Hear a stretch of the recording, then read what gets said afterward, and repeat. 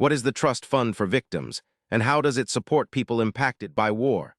Understanding this fund is urgent now as conflicts continue to devastate communities, especially in Africa.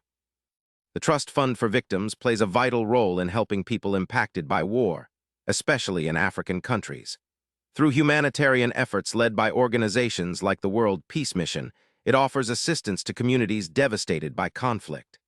This fund works to repair harm done to victims of aggression by providing financial aid and other forms of support, aiming to restore dignity and promote recovery. Around the world, groups such as the World Peace Mission have been active in delivering humanitarian aid to victims of war. Their efforts highlight the international commitment to addressing the consequences of conflict. These organizations work closely with the Trust Fund for Victims to channel resources and assistance where it is most needed, particularly in fragile regions affected by violence and instability. The United Nations has recently introduced new initiatives aimed at safeguarding victims of terror attacks from further harm, especially online. This victim-centric approach is designed to prevent re-traumatization and ensure that those affected receive comprehensive support.